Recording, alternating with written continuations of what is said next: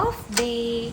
12 മണിയായപ്പോൾ എണീച്ച് പല്ലേച്ച് ചായ ഒടിച്ച് നട്ടുചേപ്പഞ്ഞാൾ പുറത്തേക്ക്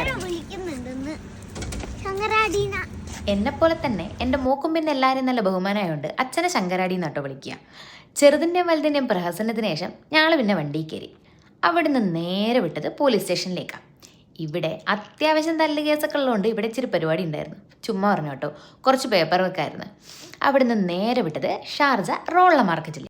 ഇവിടെ എന്തൊക്കെയോ സാധനങ്ങൾ കുറഞ്ഞ വിലയ്ക്ക് കിട്ടുന്ന ആരൊക്കെയോ പറഞ്ഞ് കേട്ടിട്ടാണ് ഈ വരവ്. മര്യാദയ്ക്ക് ഹിന്ദി അറിഞ്ഞിടത്തോണ്ട് എല്ലാ വീടിൻ്റെയും വാതിലുകൾ തുറന്ന് ക്ലോത്ത് മെറ്റീരിയൽ എന്ന് മാത്രം കേട്ടോ ഞാൻ ചോദിക്കൂ. ഓലുണ്ട് എന്ന് പറഞ്ഞിട്ടുണ്ടെങ്കിൽ രഗിലിനെ കയറ്റി വിടും, ബാക്കി ചോദിക്കുക. പണ്ട് എപ്പോഴുള്ള മാർക്കറ്റിൻ്റെ ആയിരിക്കും മൂല കൂടി ഞാൻ പോയതുകൊണ്ട് വഴിനീളെ തള്ളി മറിച്ചാട്ടോ എൻ്റെ നടപ്പ്. കാരണം രഗിലും മൂളൂസും ഒന്നും ഇവിടെ വന്നിക്കില്ല. പിന്നെ എനിക്കെന്തും പറയാമല്ലോ. ഓണൊക്കെയല്ലേ വരുന്നത്, അപ്പം പിന്നെ ഒരു പുതിയ പട്ടുപാവാട അങ്ങോട്ട് അടുപ്പിക്കാമെന്ന് വെച്ചാണ് ഈ വരവ്. പക്ഷെ നമ്മളെ നാട്ടിലെ പരാഗിൻ്റെ അത്രയൊന്നും വരൂല കേട്ടാ. സാരല്ല, ഇനിയിപ്പം ബ്ലൗസിൻ്റെ തുണി എടുക്കാൻ നാട് വരെ പോകാനുള്ള ഓപ്ഷൻ ഇല്ലാത്തതുകൊണ്ട് അത്യാവശ്യം വേണ്ട സാധനമാണ് ഞാൻ ആടുന്നതിൻ്റെ അടുത്ത്. ഇവിടെ കുറേ ഉള്ളത് ബെഡ്ഷീറ്റ് കേട്ടാ. അതും കഴിഞ്ഞ് ഞങ്ങൾ നേരെ വിട്ടത് അവിടെയുള്ളൊരു ഫാൻസി കടയിലേക്കാണ്. ഫാൻസി കട ഒന്നും പറയാൻ പറ്റില്ല, ഒരു ചന്ത. അവിടെ നിറയെ മാലയും കമ്മലും വളയൊക്കെ ഉണ്ട് കേട്ടോ.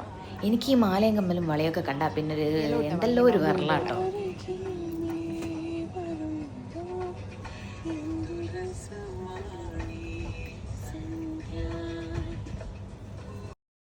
കമ്മലും വളയൊക്കെ കിട്ടി, പക്ഷെ മാല വിചാരിച്ച കിട്ടിയില്ല കേട്ടോ.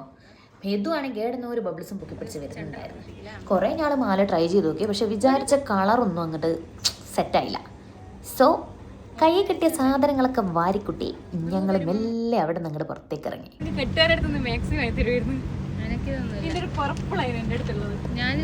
ഞാൻ വലിയ കുട്ടായി നിനക്ക് തന്നെ തോന്നി തുടങ്ങിയ സമയത്ത് അച്ചാച്ചൻ എനിക്ക് കെട്ടുകാരെടുത്ത് മാക്സി വാങ്ങി തരുന്നു കേട്ടോ.